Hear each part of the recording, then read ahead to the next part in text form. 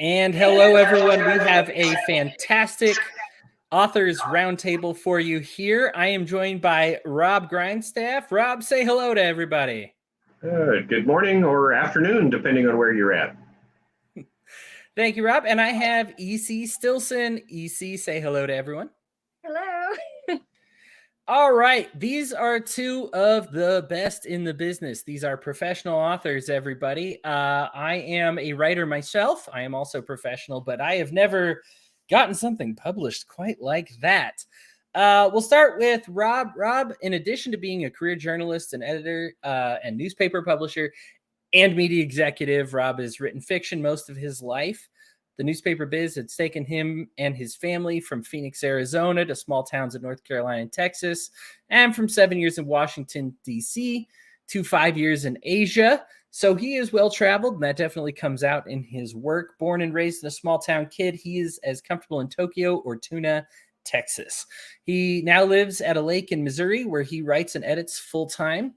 He's had a dozen or more short stories published in several print anthologies and e-zines, and several published articles on the craft of writing fiction. He's taught courses for U.S. and Australian writer organizations. He has 3 novels and a collection of short stories through Evolve Publishing, with the 4th novel, Turning Trixie, scheduled for release in late 2022. Again, that's Turning Trixie.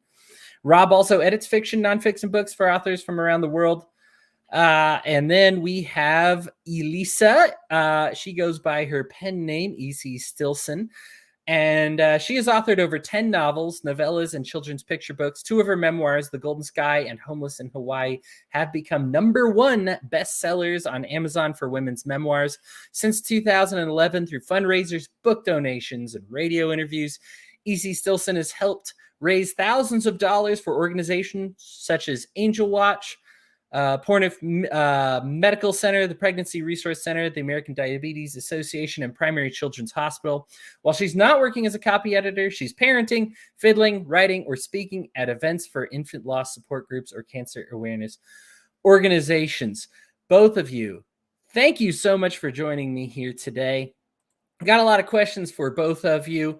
And we will, if you've got any questions and you are listening right now, questions or comments, please feel free to comment. There is a bit of a giveaway here for those who decide to participate. So if you want access to some of these books, I have read both of them that we're going to talk about today. Robb, let's start with a question for you here. Give me a brief synopsis. Your new book this month is called Slade. What is Slade all about? And first of all, thanks, Hodey, for having us on here. Appreciate it very much. And Elisa, always good to see you. You too.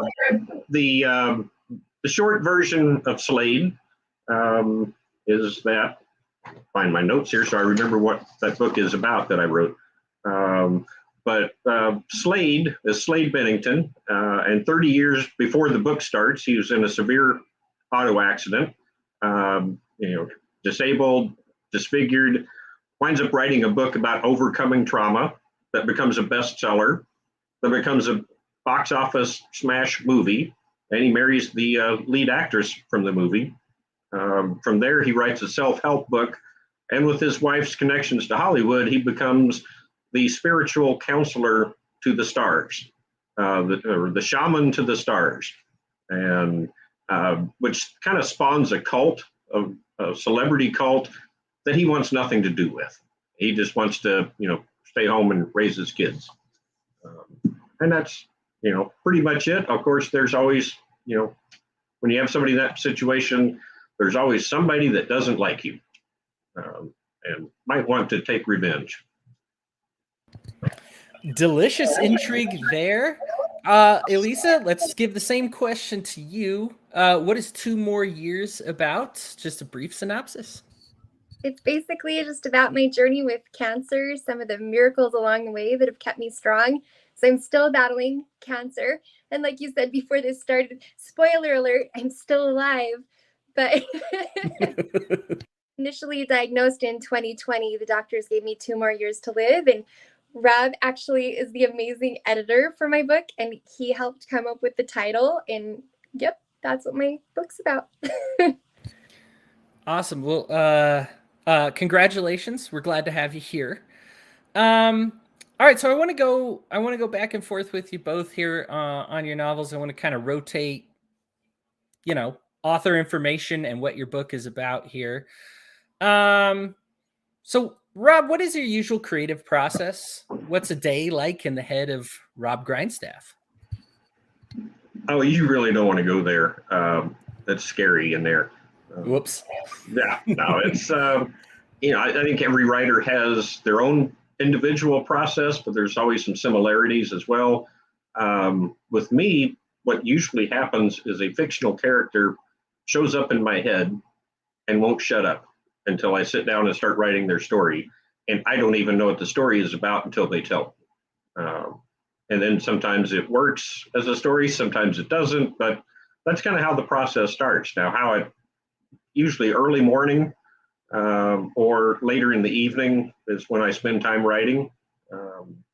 And so I've got most of the day in between to do something else, which used to be a day job. Now I'm writing and editing full time. But the process, once you get it all on paper, what you've got is a giant lump of clay that you have to keep refining and get, some trusted readers to, like Elisa was one of the test readers or beta readers for Slade, to come and tell you if you've got an idea that's going to work or not. Awesome. Elisa, we'll go to you. So you wrote this while you had cancer. I'm familiar with the writing process enough and know that I'm barely making it as is. How difficult was it to get anything done, especially a novel, when you're going through all this? Well, I've had days where it's been really hard to, I had this massive back surgery. They had to remove a really big tumor. They actually took out an entire vertebrae. And so I've had a lot of time where I couldn't really walk, and it was a really big struggle. But then I would just sit in bed, and almost all of my memoir was written on my phone. And sometimes I would just talk to text, and really it's like free counseling. So I feel like everybody on Facebook, they've been psychologists for me. But that was the writing process for me, just kind of getting my feelings and experiences out and then just posting it to Facebook. And I ended up pulling everything off of there. And then just Robb was really instrumental in helping me with editing it. Because I honestly, when Evolved picked it up, I just kind of felt like I was to the point where I couldn't do a lot more. I was just so tired. But he just really polished it and made it shine. So. Awesome. Cheryl, fan of yours. I followed her on Facebook. She's touched everyone who's known her. Can't wait for her book. Again, that is 2 more years. It is, having got a peek at it myself, I actually did finish it. It is, it's sometimes inspirational. It's sometimes, you got to wait for that inspiration. There are certainly moments of, you get all the ups and downs in it. That's for sure. Rob, so your background's in newspaper journalism. Mm-hmm. Somebody who started off reading Slade would probably be surprised by that because the style is very unorthodox. This is not like reading an average novel. How is writing newspaper journalism different than writing fiction? Well, I'll use Slade's, a quote from Slade where he said, the difference between fiction and nonfiction is that fiction has to have some truth in it. So that's my sarcastic remark, but I'm quoting Slade, so don't blame me for that one. He said it, I didn't. But it's 2 completely different styles of writing. But on the other hand, journalism, when I went to journalism school, was hammered into us to write tight, to say things succinctly, to structure it so that each paragraph, this paragraph leads to the next one, and you keep giving more and more information as the story progresses. And there's a lot of lessons there for fiction writers. Sometimes when we write fiction, we like to get very flowery and descriptive and go off on long tangents, and sometimes that can lose the readers. So I think in my case anyway, that the journalism style of writing can work for for writing fiction or creative nonfiction like a memoir. Just succinct and to the point. Get the information out there. Don't overdo the writing. And I forgot who it is. There's a famous writer who said, if you're a writer and you write something and it sounds like writing, rewrite it. You don't want it to sound like writing. You want it to sound like, people talking, people thinking, and not overdo the prose to try to make it look or sound like you went to college or something. Yeah, no, that's for sure. I agree. It's something that's supposed to be fun. It's supposed to be engaging. And I was very amazed by both of you, how neither of you had walls of text that I'm used to getting, especially on social media. And I feel, hey, if I can keep my attention through a whole Facebook post, people have done a good job. But you're not challenging the readers. It's moment to moment, certainly for both of you here. You both have audience questions, and I'm going to get to those. We'll start with one for EC here. All right, you got a question from Julie. How did your writing help you cope in your daily life activities and all the ups and downs? Oh, there were definitely some times where I really felt weak and just kind of needing to feel that validation that it's okay not to be strong all the time and to really just face what I'm going through. And so writing it was kind of neat just to see exactly what I was feeling and why, understanding more of that, but then also getting feedback from my friends on Facebook and my followers, just, that it's okay to be honest with myself and everything that I was going through, that is a good way to cope. I mean, just talking to people and realizing that you're not alone. Well said. Well said. Rob, you have a question here from somebody you may know. No, don't know her. In a previous book, Carry Me Away, you also launched the story with a car accident, and now similar with Slade. What do you think inspired that? I honestly don't know. I've never been in a serious car accident. Maybe it's one of those deep-seated psychological fears that I will be someday. But they're two very different books. But you're right; they both kind of launch with a major significant event. In this case, car accidents in both of those books that were written 15 years apart. Sometimes you're just good at writing about something, and you've got your skills, and you've got what you're good at, and you certainly have that voice here. I'm going to ask a few from my list here, just because I like my questions best. I don't think that should be a surprise for anybody here. All right, so Lisa, you mentioned something in your book that I really enjoyed, because it's something that happened to me when I was dealing with grief. Now, obviously, I'm not going to put myself on your level and do that thing where I pretend that mine was anywhere close to yours. But where you started seeing symbols amidst the trauma, and you have one about a grasshopper that loses a leg.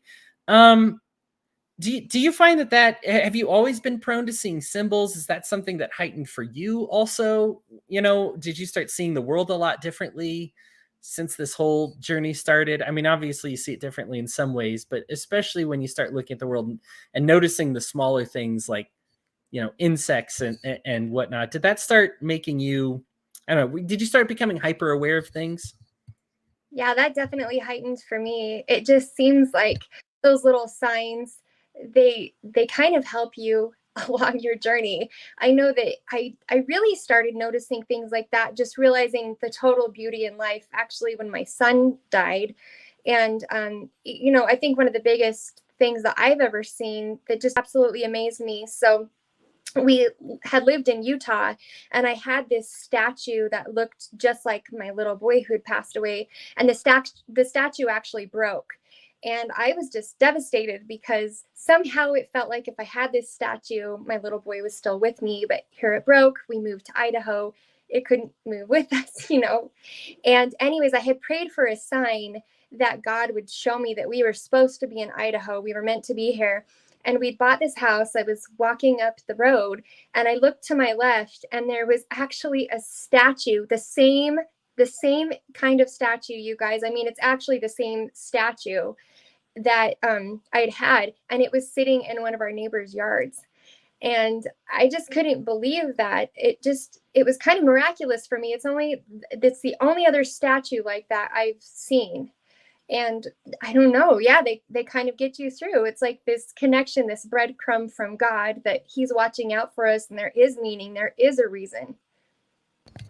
Awesome. I'm awesome to hear it. It really is something that it's a perspective shifter, and it's something that you start finding little patterns everywhere. All right, back to you, Rob. So there's certain novels where the author puts themselves in the novel. The Once and Future King by White. You've got The Brothers Karamazov by Dostoevsky, and then you in Slade, who plays not a minor role, and I really enjoyed that. What was the thinking behind putting yourself in the novel, or somebody at least a lot like you who has your exact same name? What was the thinking behind that? It kind of evolved over the course of writing it, which the whole process, you talked about the process earlier. In this case, I had the character, but I didn't know the story. And so I put my journalism training to work, and so I'll interview the character and let him speak, and then that way the story will come out, and then I'll take all of that and turn it into a novel.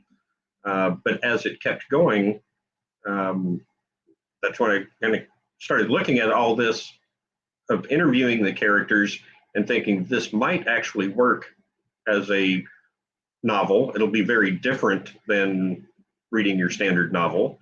But the characters were always the interviewer, and then whatever character the interviewer was talking to. Well, I was the interviewer because I was interviewing the characters, and I had all the names for the characters, but I couldn't think of a name for the interviewer. And I thought about just calling him the interviewer and not putting a name on it. But I put my name in as a placeholder until I could figure out the name of the interviewer. And then it just stuck, and I decided just to leave it. And it felt like it added some realism to it if the interviewer is the same as the author. Because normally when you pick up a book, fiction book, a novel, and you see the author's name on the front cover. But when you start reading the first page, and immediately that's not the author talking, it's the character talking. So this kind of breaks that wall a little bit, and inserts me in there. And I always think of, in the movies, you see it with Alfred Hitchcock, always makes an appearance in his movies, or M. Night Shyamalan that will show up in his own movies, playing a minor role or a more, medium to lead roles almost sometimes. And because I just never thought of another name for the interviewer character, I just decided to leave my name on there and see if that worked. It does. Works for the novel. All right. So your book, Elisa, brings up so many balances. And I find that it's difficult for me personally to balance when is an appropriate time to let it all out, to when are you venting versus when you're just allowing yourself to spiral. Because I see a lot of people that kind of mismanage this, myself included some days, where you're like, oh, I'm venting, but you're actually getting worse and letting yourself sink deeper into it. And then there's the C.S. Lewis point of view, which is force yourself to smile, and before long the smile becomes natural, which is good to try and fight that sadness, but then all of a sudden you're masking something. You're actually not really being authentic. How do you find that balance between when you're venting and letting something out and when you're genuinely happy and you're not trying to suppress anything? Or, when do you fight? When do you vent, I guess is probably the best way to say it. I think it's okay to admit that things are hard, but then, you can't wallow in it. And I do firmly believe that there's good in everything. And so for just as much bad I'm experiencing or the bad things that I see, I'm also trying to temper that with all of the good things, you know? So it's like, I was in the hospital after my first surgery. It was during the pandemic. Things were so hard. I could hardly see my family because I could only have one visitor, an adult visitor, for 1 to 2 hours a day. And I mean, that was so hard. Here they told me, you know, I was going to die from this. And then I couldn't see my family. And so I'm trying to find the good in this. Well, the good in that specific situation was they let my husband bring my violin in. And so I was trying to think of a good way, something that I could do that would make this whole situation better. And for me, at that exact moment, it was to be able to play my violin for the other patients. And that's what I got to do. And so even though, you know, I'm dying, I can still find something good to make my life matter and to have fun with life still. I think you can always find the good. And so I think that's what it is acknowledging that it's hard. Sometimes things are really rough, but then still having that strength and that perseverance to say, do you know what? I'm going to find joy in this no matter what, no matter how hard this is. I'm not going to let this situation get me down. My disease will not define me. Awesome. Rob, you have a character in the book named Danielle, she's a psychologist. She kind of talks about the unintentional psychology of Slade. And I find this is very fascinating when you're scripting a character. We as human beings are always, everybody contradicts themselves. We all have like an idea of what we want to do, and we don't live up to that on the day-to-day. And you get a lot of that, not just with Slade, but with the characters around him, that they are trying to be something, as we all are from day to day, and we just happen to contradict ourselves sometimes. Now, there's this balance here as well, because if you have characters that contradict themselves all the time, they're no longer realistic. You're in like one of those cheesy horror movies where they're always making the wrong decisions and not true to any specific character. How do you kind of balance characters being true to themselves? Do you flesh them out psychologically and just kind of identify times when they would, you know, act irrationally or things that irritate them? I guess your process there as far as fleshing out characters. Yeah. And it kind of goes back to the process of, interviewing your characters to get to know them, which I've done that a lot. I would recommend it to other readers or other writers a lot, as not to write a book of interviews, but to interview your characters to get to know them, and ask questions that, get to what their core beliefs are, what type of person they are, what they, how they act in different situations.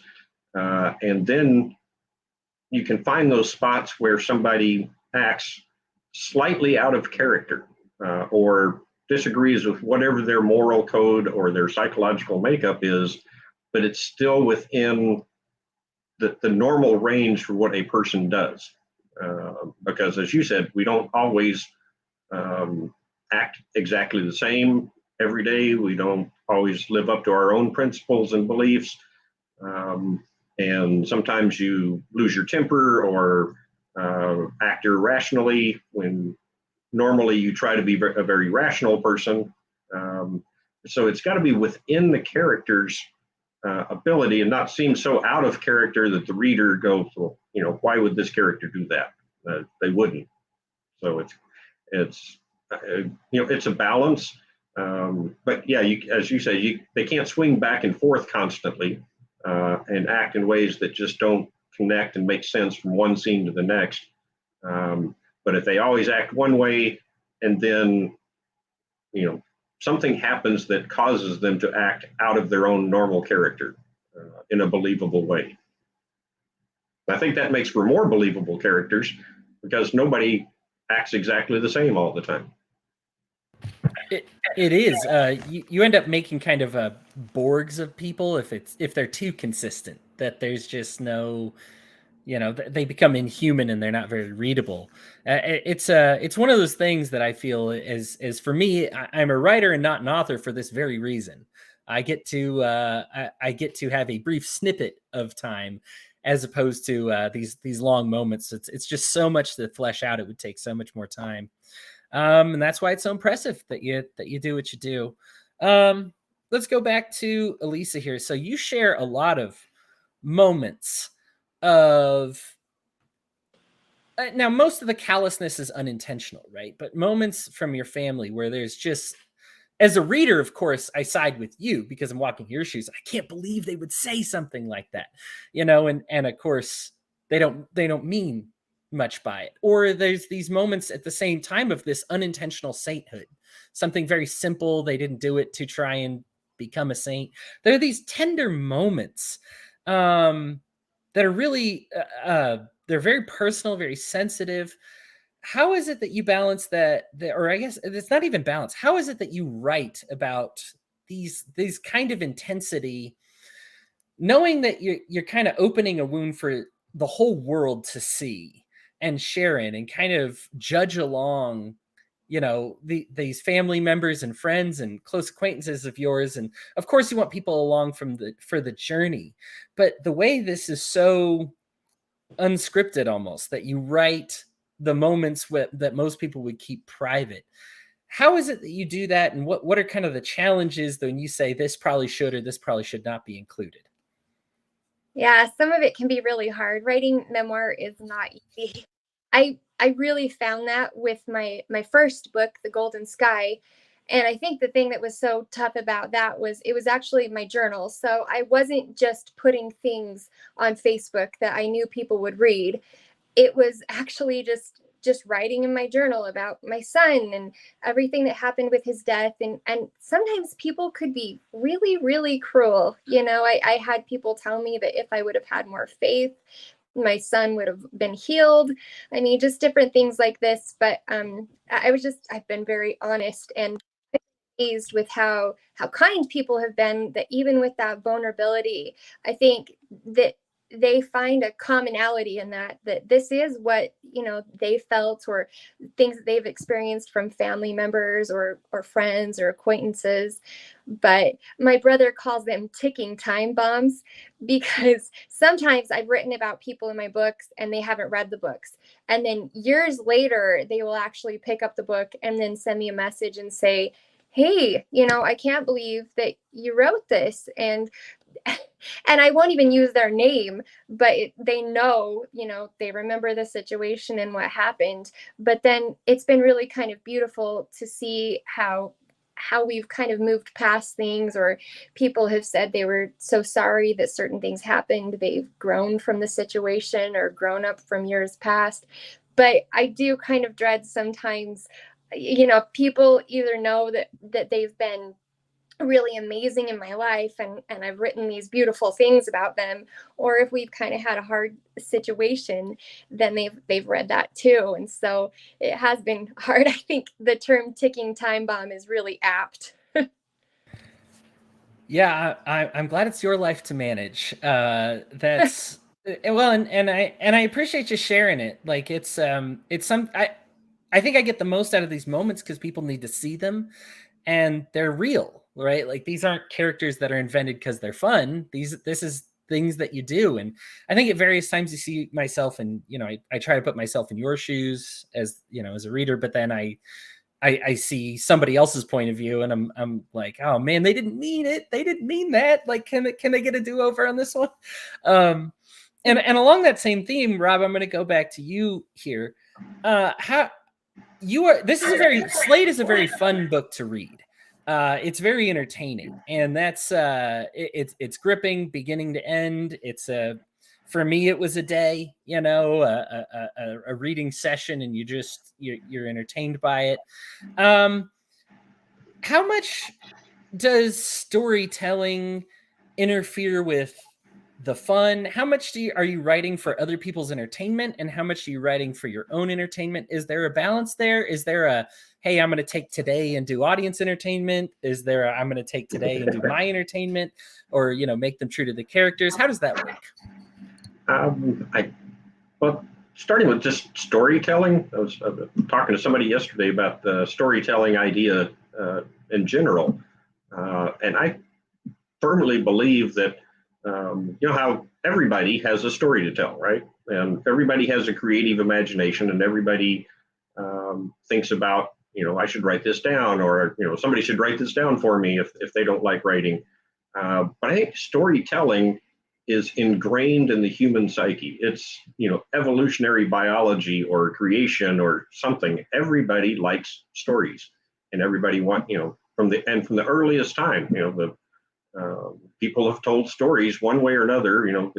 The cavemen sitting around the fire told stories about Grok and the mammoth he killed earlier that day with a spear, and that became the earliest entertainment. Was sitting around at the end of the day telling stories about what had happened, and maybe embellishing those stories, and created the first fiction. And so may have gotten so far afield I don't remember your question, but the storytelling process of whether it's for my own entertainment or for someone else, I have to tell the story that I want to tell, and then I try to make sure or find out if it's something anybody else would be interested in as well. And if not, then that story may just wind up on a shelf inside my computer and never see the light of day. And that's where some trusted beta readers or test readers come in handy. Like Elisa and a handful of others that got to read a first draft of Slade, because it was so different. I had no idea if I should just throw it out or start over or rewrite it into a standard novel form until I got some feedback, which was, no, let's give this a try in this interview format.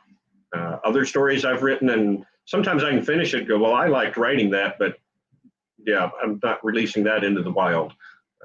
Nobody ever needs to see that. It's just not a good story, or whatever the case might be. So I think if there's a book out there that has never been written that you wish somebody would write, then it's your job to write it.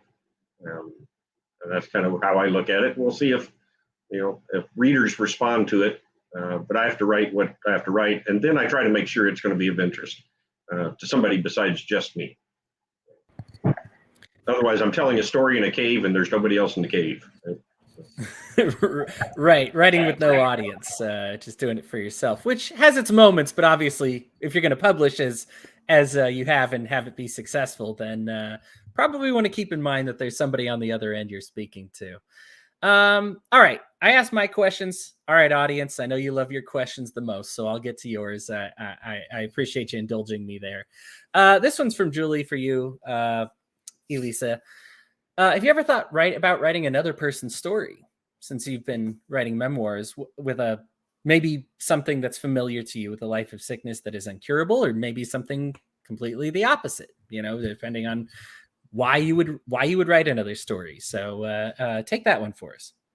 Yeah, so I've had a few people actually reach out to me and ask if I would ghostwrite their stories, and that's been hard for me, because I would have to be so passionate and also have to really understand what they're going through. But one of the people who I've seriously considered this for, she hasn't asked me, but my Aunt Jackie. She just tells the most hilarious stories. She is so funny, and she's also endured a lot of hardships. But I just don't know if I could fully embody or do justice to her story. And I've actually just been encouraging her to write everything she's been through. But yeah, so I've thought about that with her, but I think it would be really difficult. They always say, write what you know, and it's so hard to get in somebody else's head and know exactly what they're going through. Yeah, I appreciate that honesty. There are some things that I just straight up can't write, and I will have to admit that, because me trying to write it, believe me, it's painful. It's probably something you can craft or workshop a bit, but when you have a story as strong as yours, asking to go outside the wheelhouse, it's like asking Babe Ruth to knit instead of hit home runs. You're like, well, it's perhaps possible, but I don't know if that's what we want to do here. Yeah, let him do what he's made to do here. Let Elisa do what she's made to do. Not that she doesn't appreciate the questions, I'm sure, or that at least the inquiries. I'm sure it's an honor. But all right, Rob. So most people write what we know. In the case of Elisa, we got a lot about what she knows. You're writing about something that I'm at least hoping you don't know, as far as leading a cult and and getting involved in some of these unsavory connections. I keep trying. Right, Nobody it's follows me. happening with every time you go up the charts. It keeps happening. But what inspired you what inspired this story of Slade and the cast?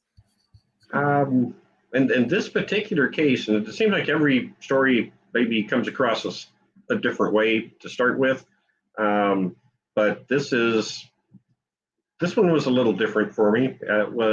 I'm the guy that I can lay down and fall asleep within 5 minutes, sometimes within 2 minutes or less, just about any time. I don't even have to be sleepy. If I lay down, I will probably fall asleep. Until one night, and it was 3 o'clock in the morning, and I'm still laying there, and all I can think about is, and hear in my head is the Slade character talking. And so I finally just got up and started writing down notes about what was going through my mind. It just, the brain wouldn't turn off. But like I said earlier, I didn't even know what the story was until I, jotted all my notes down, tried to figure something out, and then decided to interview the characters to see if a story showed up or not. And eventually it did. So there wasn't anything that I'm aware of that spurred it. Sometimes maybe the underlying themes kind of reveal themselves gradually. The cult of celebrity, the cults sometimes are almost worship of self-help books. I mean, the best-selling books on Amazon on any given day are, all books about how you can improve your life by buying my book, for $29.95. And some of these, the self-help gurus that are out there, and some of them have, wonderful things to say, but then they'll generate a following of people who are just dedicated to them in an almost religious manner. And I'm not making a decision until I, read this chapter on what so-and-so says to do in this situation. And so I think that worship of celebrity, that worship of self-help gurus, all of that kind of combined into, the story that emerged from Slade. Awesome. Yeah. As somebody who writes about video games and talking about slaying zombies with mechanical dinosaurs, I'm familiar with occasionally dipping outside of what I'm familiar with. Believe it or not, that's not exactly a day-to-day experience for me. All right, going back to Elisa here. So you write a lot about, and obviously, especially with your speaking appearances, things that people can relate to. I know I found myself relating to a little bit with just grief and trauma, but you also have very unique moments that kind of are exclusive to you. Do you mind talking about why your story is unique compared to other people who've gone through a similar experience? I think each one of us handles things differently. I think one of the things for me is that I do write memoirs. And so that's something that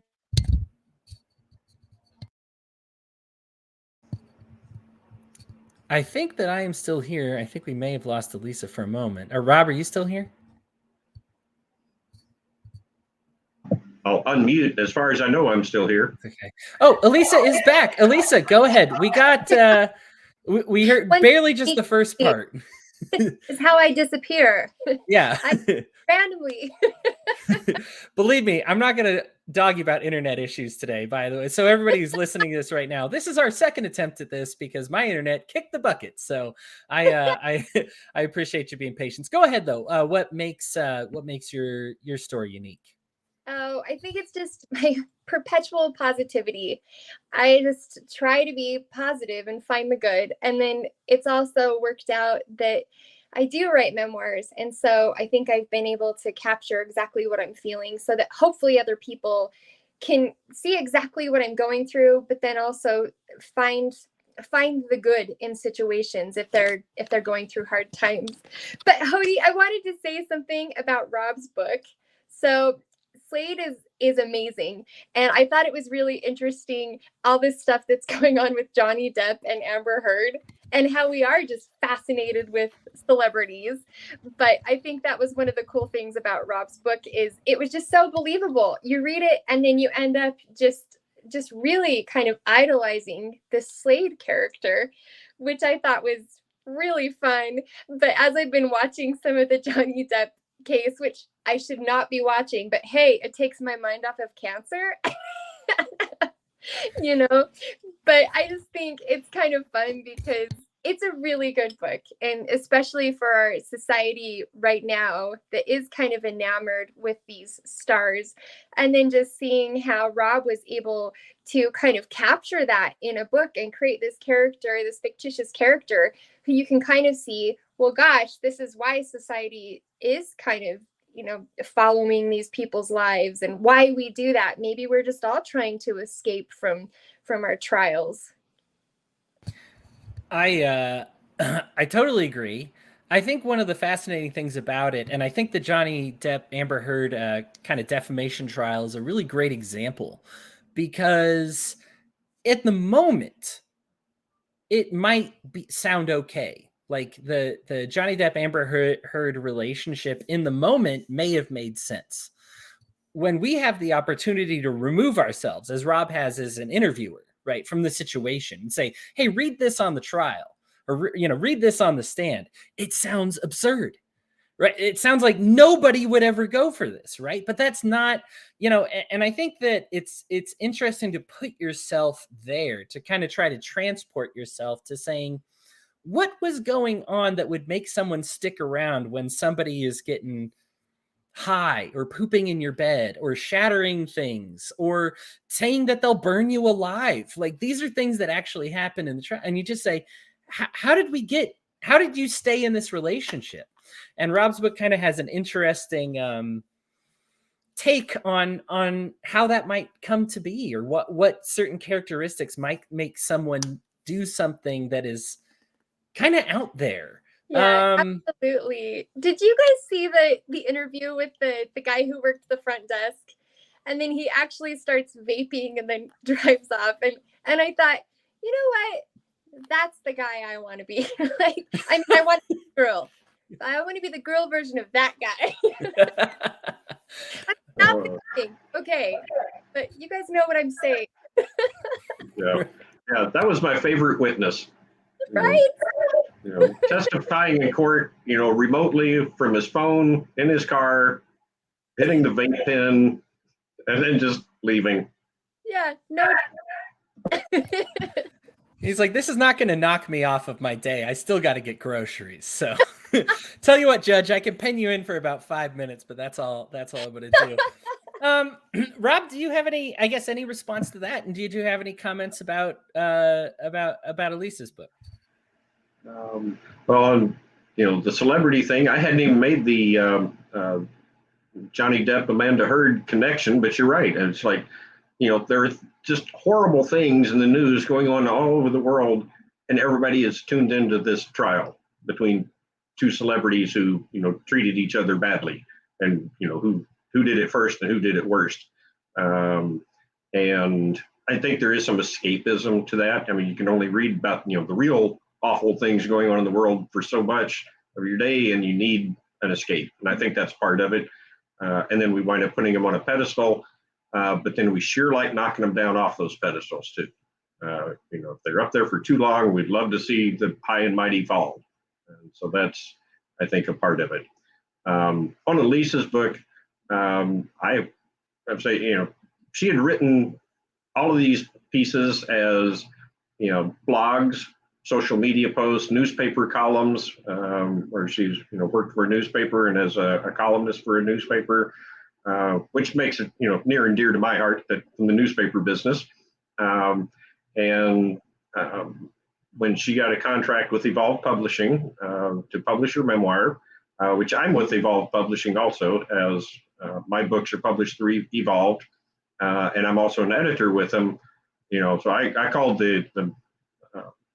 texted the owner manager of Evolve Publishing and said, if you take her book on, I want to be the editor for it, because I'd read enough of her social media posts that I was familiar with it. And then she gave me all of these stories and said, how do we turn this into a book? And I read through them and I said, yeah, I think this is going to be the easiest editing job I've ever had in my life. Let's move a couple things around. Let's fix a comma. It's good. I mean, these had mostly been published already. And so, it was polished. It was just a matter of, how do you stitch it together? All these different pieces have been written over a couple of years. And like I said, that was one of the most pleasurable editing jobs. If anything can be pleasurable about the situation. But it was just so much fun to work with Elisa on, pulling it all together and, making it all into one single unified book. But yeah, that was easy.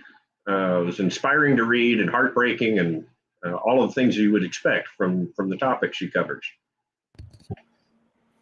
Yeah, certainly. So with that in mind, Elisa, what do you want readers to kind of take away from your book from 2 years later?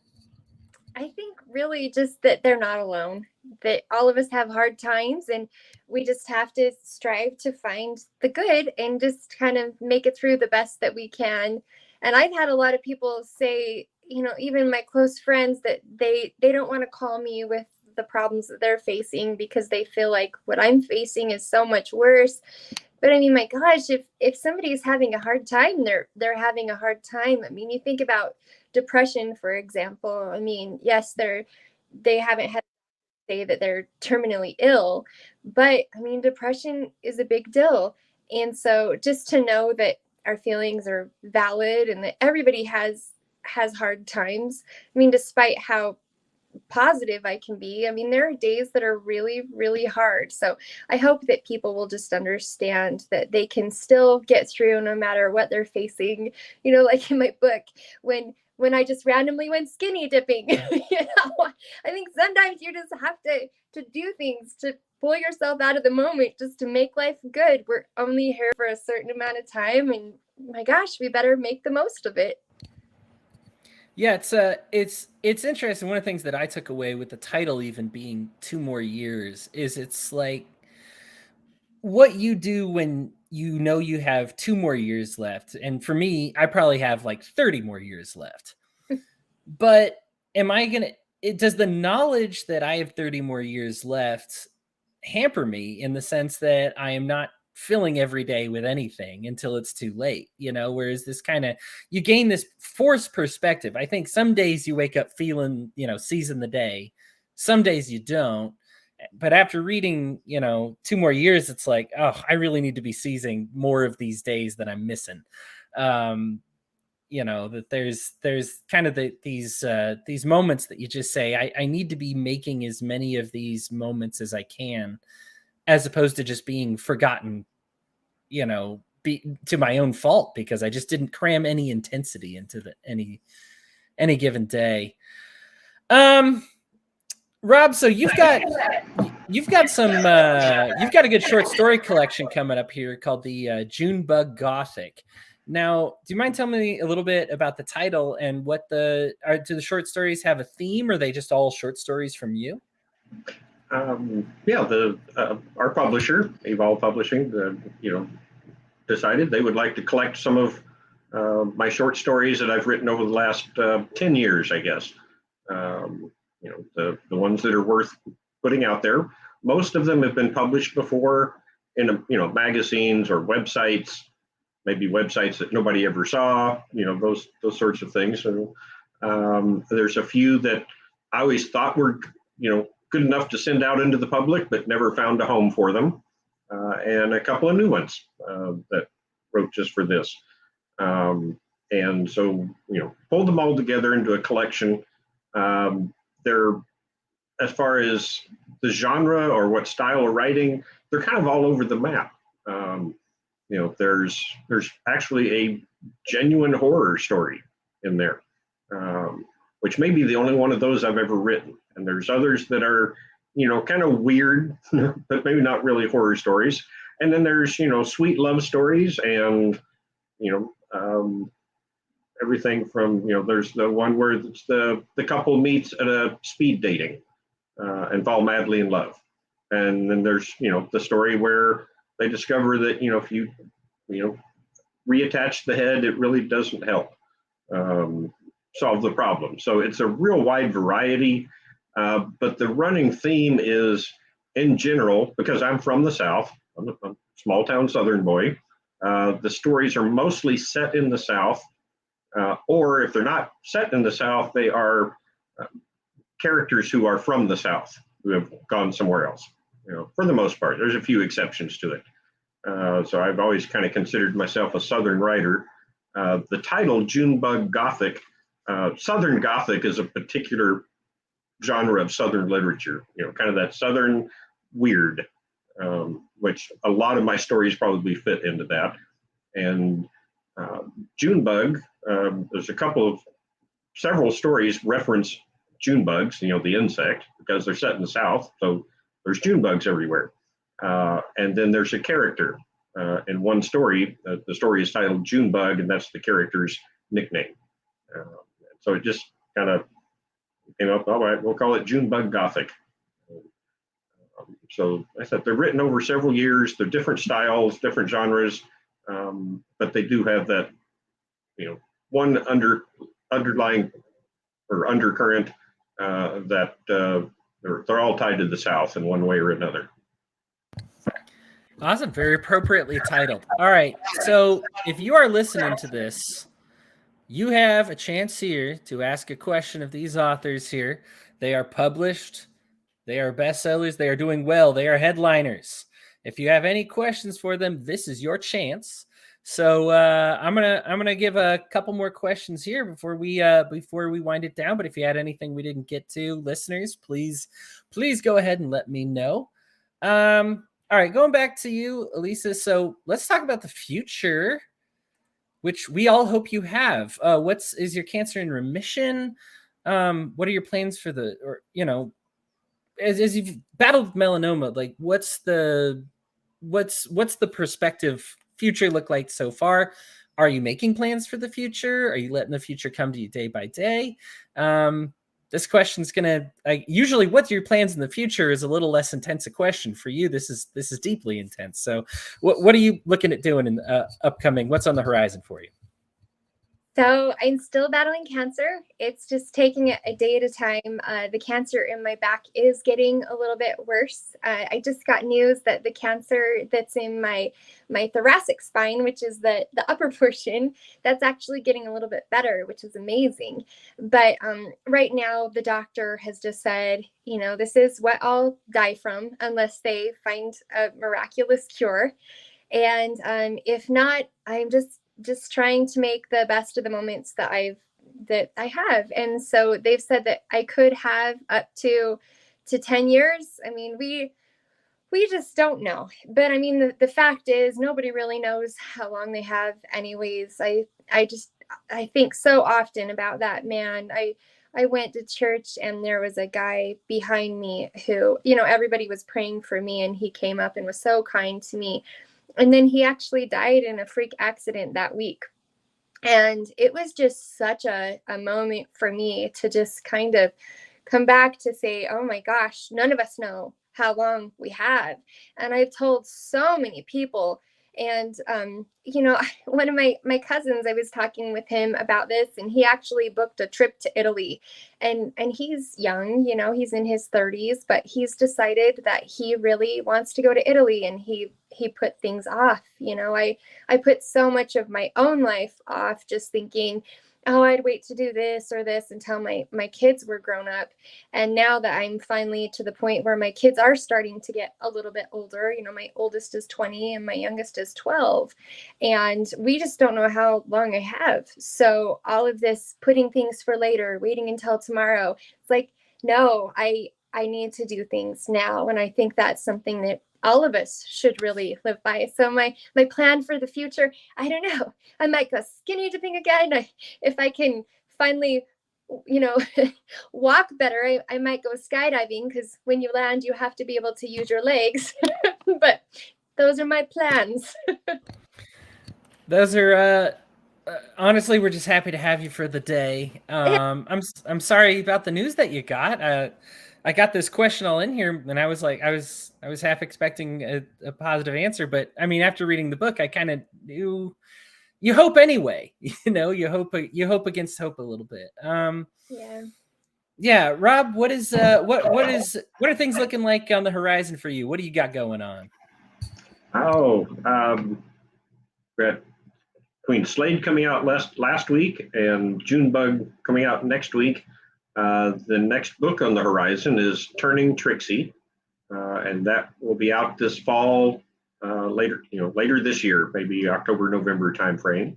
And as we mentioned, I do editing of other writers, and I like to fish, and we live on a lake. So right now, that is my plans for the future is to relax, enjoy some time, and especially with the family is all gathering this summer. So we're looking forward to that. But as Elise said, you try and take it one day at a time and make today something fun. Because whether you're old like me or have cancer like Elisa, or you're young and healthy like Hodey, you never know what bus is going to run through the intersection and hit you tomorrow. Nobody is guaranteed another day. I think that's one of the biggest things that I took out of Lisa's book was nobody's guaranteed, another day. Yeah. I mean, thankfully, right now, if we're just living for today, you're both very successful. Slade is doing great. Everybody, please pick up a copy of that. And then you've got 2 more years. Again, that is Slade by Robb Grindstaff, and 2 more years by E.C. I keep calling you your regular first, E.C. Stilson. And you'll be able to find those. You won't have any problem looking them up and ordering them because they are all over the place. They are doing really well, both for very good reasons, both for very different reasons. I got to be honest, this is one of the most difficult interviews that I've done because both of you have such depth and such variety. There's a lot of different experiences going on. The books are obviously different. Your writing styles are obviously different, but that's the beauty of writing, is that everybody gets something out of it. There's something for everybody. It's like toppings on a pizza. Everybody's going to love something. It's just a matter of finding the something that's made for you. As long as it's not pineapple. Yeah. Let's get that debate started, right? No, that's not a debate. You are correct on that one. That's scientists are going to prove that pretty soon. That's just bad. Anna, here, my friend Anna says, please tell Rob I'm very much enjoying Slade so far. Was a big fan of his 2 previous books as well. So there you go. Got yourself a fan. You both got a bunch of compliments here. Elisa, you are as beautiful on the inside as you are on the outside. That from Lou, as well as a bunch of others. Nobody said anything mean. That's good. I appreciate that. All right, Elisa, let's give you a final word on this one before I have each of you kind of say where to find you and what you're up to. Elisa, is there anything you want to tell audiences that read your book? Anything that you'd like to communicate with them? Based on your experiences and what you have, with anything that you'd like to inspire them, because not everybody has lost a kid. Most people haven't. Not everybody has been through terminal cancer, but you have. Is there any perspective that you would want to tell a normal loser like myself that kind of doesn't understand, anything that you would want them to know? I think that a lot of times we set goals for, who we want to be tomorrow. And I think I just want to express how we need to decide who we want to be today. It can be so hard, whether we're facing, I don't know what it is, but hardship, addiction, just anything. Who do you want to be today? And who do you want to let know in your life who's important to you, who really matters, that you want to make sure that they know that you care about them. If you have anything in your life where maybe you're not getting along with someone, or you haven't been able to forgive somebody, I just think it's so important to just decide who you want to be today so you can leave all that baggage behind and just be happy with your life. Just, I mean, there were so many times where I took my health for granted. You know, maybe I'm watching Netflix or doing some stupid thing instead of being out hiking with my kids or something like that. But I just, you know, it's hard because you can look back and regret these things, but I'm just really grateful that I didn't die in a car accident or something like that, and that now I can kind of live this way and say, hey, this is the person I want to be today. I want to make sure that my husband and my kids and my family and my friends, that they know how much I love them and how much they mean to me, so that from right now forward, I'm not making more regrets than I have to live with anyways, you know? Totally. I remember getting a good piece of advice that says we always put too much pressure on kind of loving somebody back or redeeming somebody or forgiving somebody or thanking somebody. We're always say, well, we worry so much about the proportionality. And there's a lot of things. It's like, look, I'm never going to repay my mom. Like, that's it. It doesn't matter. But if I postpone thanking my mom for everything that she does and telling her that I love her until I feel I can do it proportionally, then I'll just never do it, you know? And it's something that if you just say, hey, I just want you to know I love you for blank. I forgive you for blank. I want to thank you for blank. That's all you got to say. It could be a quick email, quick message. Tying up all your loose ends doesn't take all that long. It's just there's a lot that we kind of place on it. So I appreciate that perspective. All right. So I'm going to go back to Robb here. If I was a listener and I said, man, that Robb Grindstaff sounds like a really cool dude, and he's into some really cool literature, and I want to make sure I get on that train, what's the best thing to do? What's the best books to start with? How could a listener help you the best? Where do I follow you? Do I get you on social media? Do I buy all your books and obsess about them? What's the right thing to do? Yeah, all of the above, right? So, I was like, one of the best things any reader can do for a writer that they enjoy is to leave a good positive review online. Amazon is the big gorilla, but you can also buy your books through Barnes and Noble and Apple iBooks and lots of other places. But wherever you buy your books, if you buy online, is leave a review for the authors that you like the best, and the books you like the best. Those book reviews on Amazon, for example, drive all the algorithms that I don't understand that drive more readers to see your books. So if somebody saw this program today and decided, yeah, I'll check into that, I would start with Slade. It's going to be different and unusual, and then maybe drop back to Hannah's Voice, which was my first, not the first novel I ever wrote, but it was the first novel I had published, and it's quite different than Slade. Hannah's Voice is more of a standard narrative telling of a novel that you're familiar with. Carry Me Away came out just shortly after Hannah's Voice, and be watching for June Bug Gothic next week, and Turning Trixie this fall.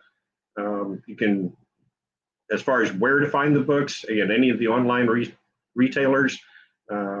If you go to Amazon, for example, and just search for my name, or you can go to robbgrindstaff.com, or you can go to our publisher's website, where you can find both Elisa and me, and that is Evolved Publishing, and that is evolvedpub.com.